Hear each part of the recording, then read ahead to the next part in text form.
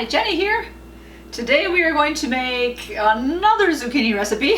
I'm still trying to use up that huge zucchini that I had gotten from my neighbor. This is the fourth or fifth zucchini recipe now. I still have a little bit left, but this may be the last zucchini video. We'll see. So today we are going to make some chocolate chip zucchini bread. So let's get started. For this recipe we are going to need 3 cups of shredded zucchini, 3 cups of flour, 1 teaspoon baking soda, 1 teaspoon baking powder, half a teaspoon of salt, half a cup of oil, 1.5 cups of sugar, 2 eggs, 2 teaspoons of vanilla, 1 cup chopped walnuts, 1 cup mini chocolate chips. First we will combine our dry ingredients and then set those aside, and then we'll get to our wet ingredients. But we're starting off with our 3 cups of flour and a teaspoon of baking soda, baking powder, and half a teaspoon of salt. So we'll just get that all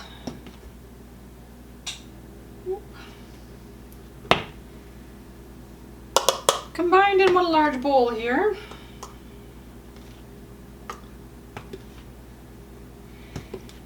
We're having another heat wave today. I think today and tomorrow.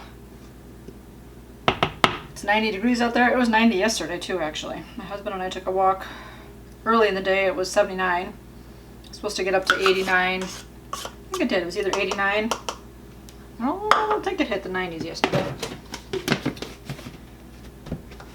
Today's supposed to be like 95 or something. The heat index of 104.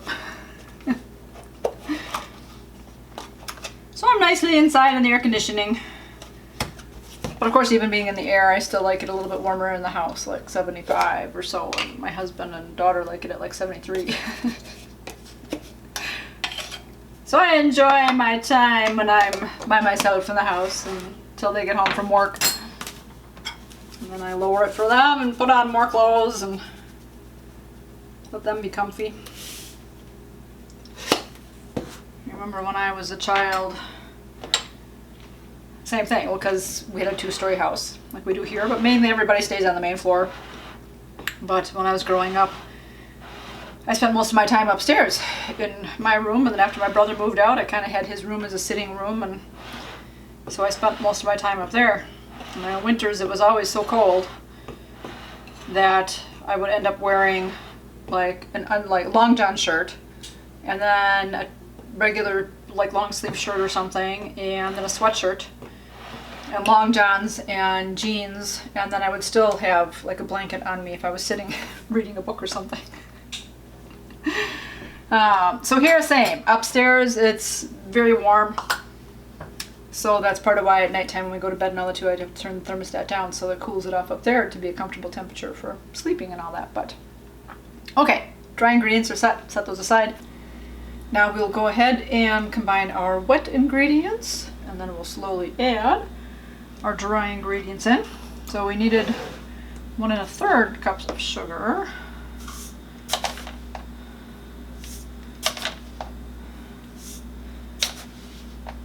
so anyways, yeah, with it being warm out, like I said, then when I have control of the temperature, I can wear my tank tops and get some use out of those. Started off with the tank top yesterday, like I said, and then, well, it was Sunday. But I had also taken a shower, so my hair was wet, so that also makes me a little bit colder. I had goosebumps going on, and my husband was actually like sweating. He had to wipe his brow. And I'm like, fine, turn it down a little bit. Let me go put on the shirt. So I put on more capri pants, a little bit longer. And, I don't have my spatula. Yeah, and I took my tank top off and put on a regular shirt that's a little bit warmer of a t-shirt.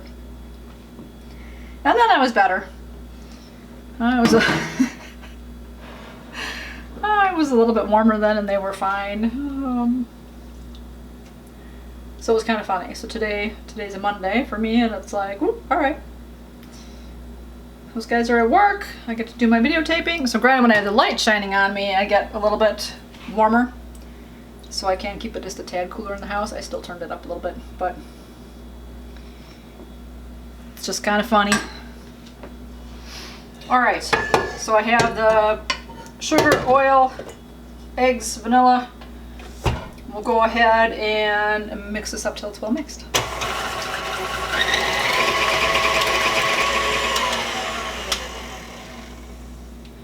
Okay,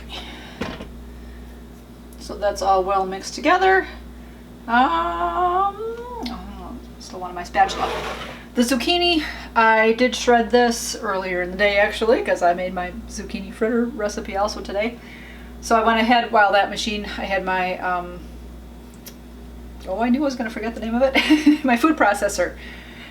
I've forgotten that one since I've had it, because I didn't use it a lot when I first got it and stuff. That wasn't a thing. I don't even think we ever had one of those when I was growing up. So as an adult, I got one myself, and then I didn't use it much, but now I'm using it all the time as I'm making all these recipes. But in any case, I shredded my zucchini with that. I shredded enough also for this recipe so that while it was still dirty and everything, I got it together. I put it in a like Tupperware type container, storage container that would fit all 3 cups. I did put a piece of paper towel in there to help soak off some of the liquid. It did its job. It was but the zucchini is still a little bit wet.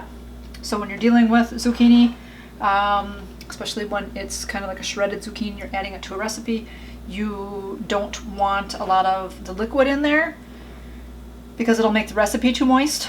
So what you can do is you can set it in a colander and have that drip off. But as you'll see, we'll have some water coming off here.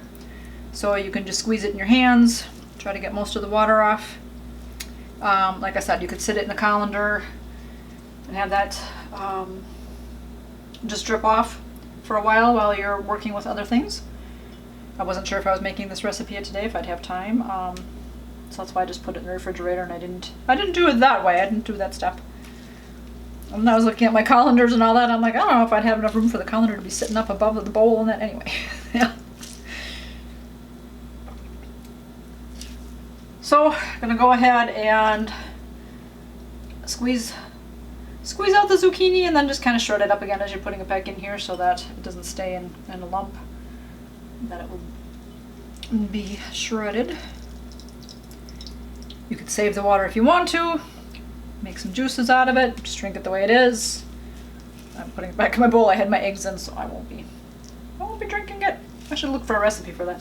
Then again, I don't know when I'm gonna have this much zucchini again. Oh. Haven't made a lot of zucchini recipes, and it's like normally I only have like a normal store size one, that only 1 or 2, or I get whatever I need for whatever recipe I'm making. I have made, I think, a zucchini bread before. So I've made zucchini chips. Right now I've made like, I think this is probably my 5th recipe. I don't know, it's 5 or 6 now for zucchini. It's funny, when I was looking up some other recipe, I'm forgetting what it is right now, but I came across a channel that had something. I'm like, okay, watch that recipe.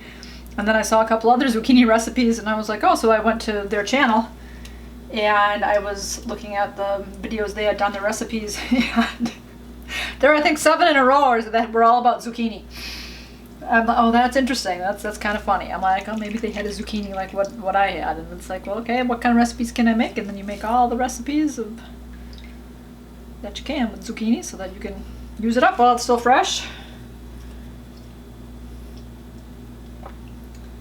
It's wonderful if you're able to grow zucchini and you have a lot, and then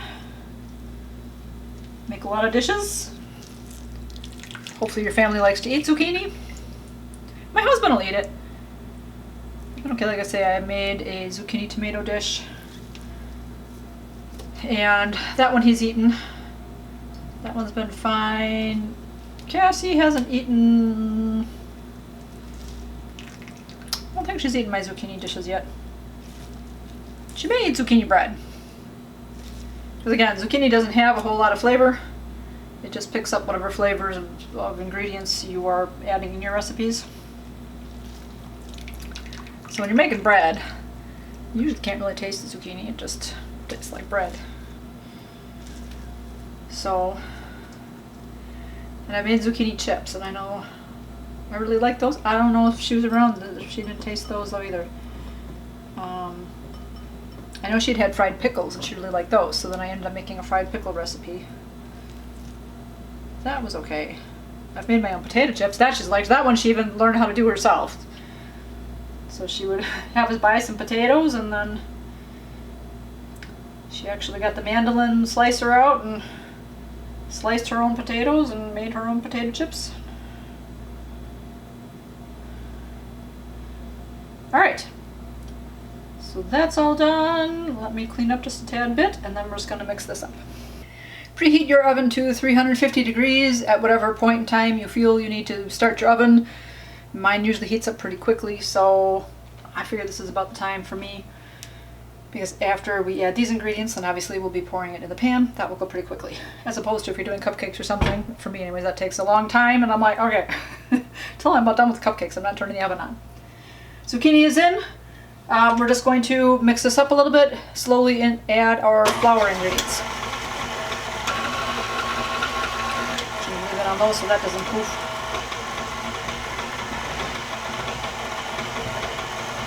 So add your flour slowly, spoonful by spoonful, so that you don't have a big puffy flour cloud.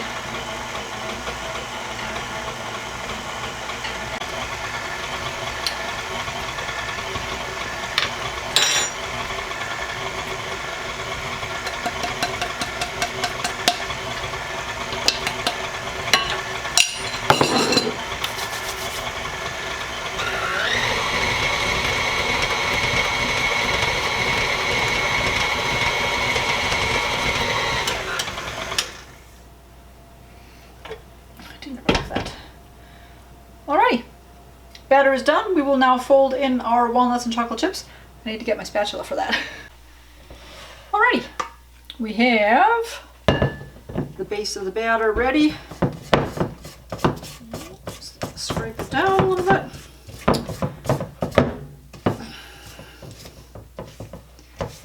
And then, as I mentioned, we will go ahead and just fold in our chocolate chips. I didn't know if 1 cup of chocolate chips would be enough, and then I was like, oh yeah, that looks like a good quantity. And a cup of nuts.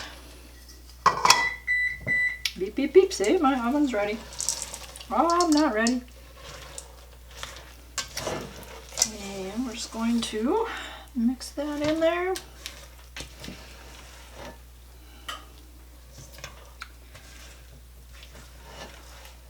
Looks so good. I like breads. Zucchini bread, banana bread, I'm gonna make cranberry bread. Banana bread's usually my go-to. I make a lot of banana breads, and the girls would eat that and actually even request me to make banana bread here and there. So that one's always nice and easy to make. Okay, we'll grab our pans and get those prepared. This batter is enough to pour into 2 pans. So you can either just spray with a non-stick spray, or I tried this with one of the last breads that I made and it worked really well. I'm going to use some parchment paper and we'll cover that in the pan. So how I did that, let's see. For measuring purposes, I think I just went up and about, figured that was good.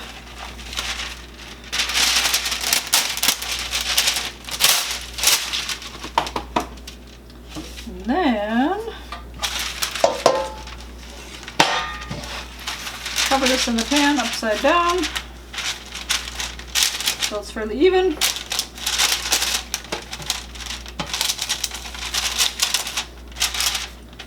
Got a little much. And then what I did was, as you're holding it on here and you kind of see where your creases would be, where your edges are, we're just going to take a scissors and cut in until we reach the pan for both of these. And try to hold steady. Do again that same thing on the other side. Ooh, that one I went in.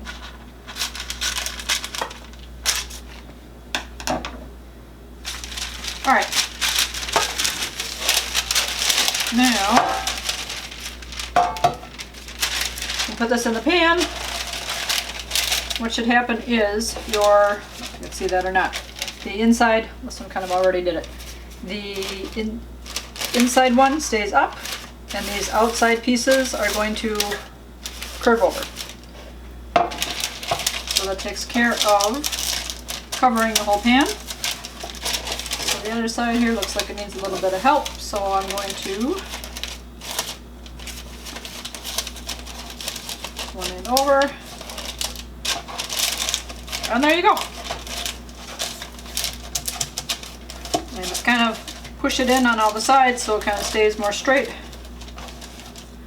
I don't know though I could fold it over. I cut it a little long, I see. I've got, if I hold it down maybe, so it won't go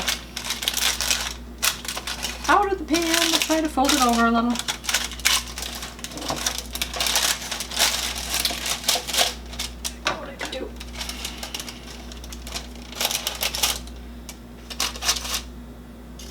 We'll just do that.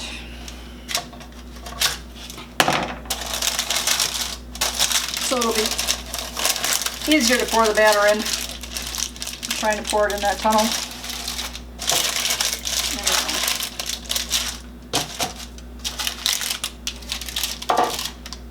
So anyways, I found that to work really nicely. It kind of saved in some cleanup. I didn't have as much cleanup to do. The pan stayed fairly clean. In the corners I kind of had just a little bit that I had to clean up, but other than that, that worked nicely.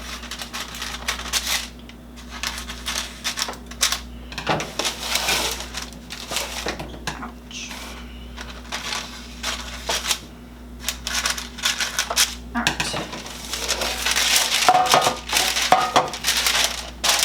Have you ever done this method before? I think I've done it when I've done brownies in my brownie pan and stuff, but I haven't done it in my bread pan until I did my cranberry zucchini thing. Tried this and it worked really well.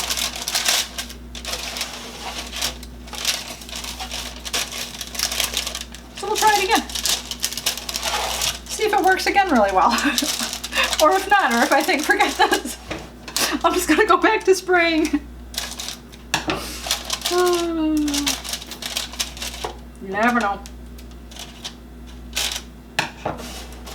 Keep trying. Keep learning new tricks. Live and learn, right? That's what we're here for.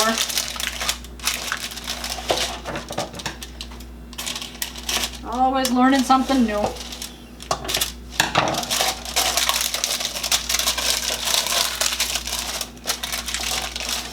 Be nice and noisy on my microphone.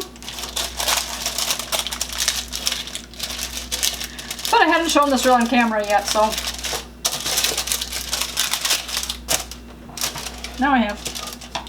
I don't know why you're not going down. You're just sticking up. Oop, I just cut you off. Can do that too.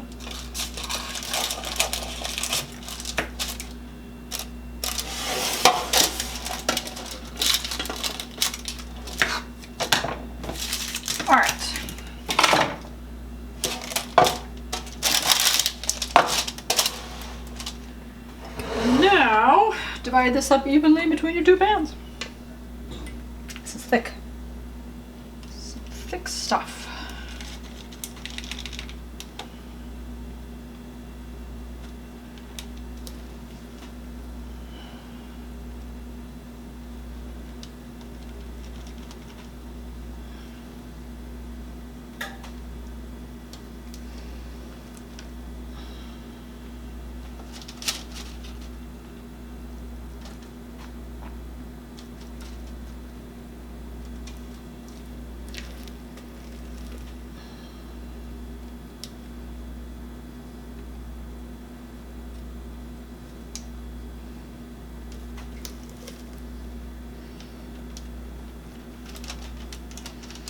I was thinking about making mini loaves with this also.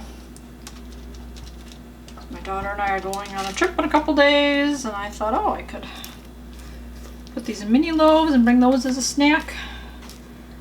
And I thought, I could also just cut this up into pieces and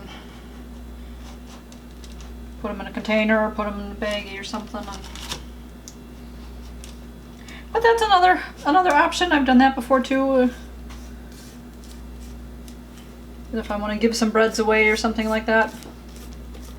Sometimes I would take them into work or whatever and give them to a friend to share. Seeing as, again, something like this with 2 breads. And I'll share some with my mom, but otherwise I'm also thinking that we might freeze one, which would also be nice. And pull that out a little later. Eat it at another time.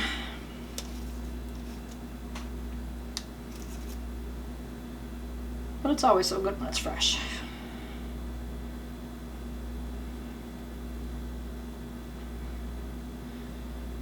All right. Just try to even this out. Make sure that the batter's in a fairly even layer.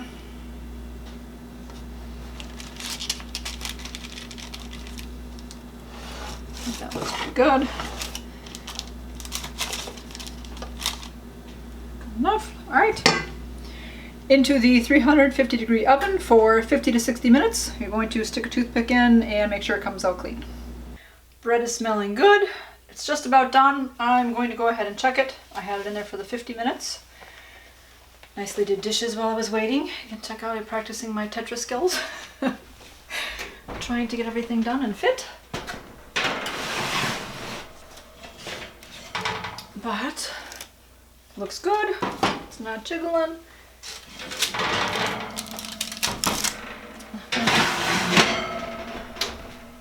Let's check it out. Got some toothpicks. So, oh yeah. It's nice and crisp going in. It's very sturdy. Nothing coming out. It's going to crack on that one on top, but yeah. It's all nice and like thick going in, so it is finished. So we'll turn that off. We'll let these cool for a little bit while I dry the dishes. And then we can taste it. Woo! All right, bread is still warm, but we'll take it out of the pan anyways. It can cool better, more so without being on the hot pan, because that holds the heat. But here we go. We take the parchment paper, and lo and behold, the whole bread comes up. The pan is clean. So obviously I'll wash it anyways because some of the stuff does seep through the parchment paper on there, but I mean, it's going to be a quick cleanup because there's really nothing there. And then this will just come right off the bread so it doesn't stick. We've got it good.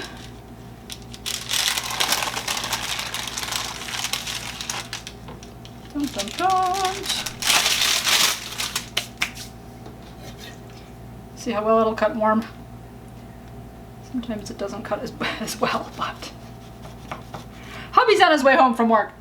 I told him if I wasn't done filming before he got home, he'd have to be on camera. He doesn't mind, but he doesn't really like it. So,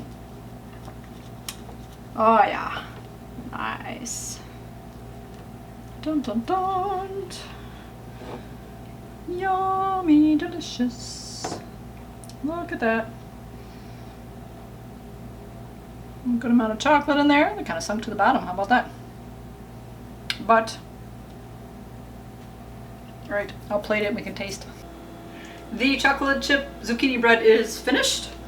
Looks good. Smells good. Smells like, you know, bread. So, let's give it a taste.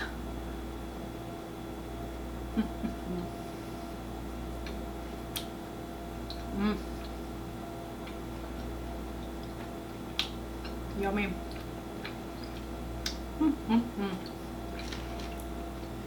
Still just a tad warm.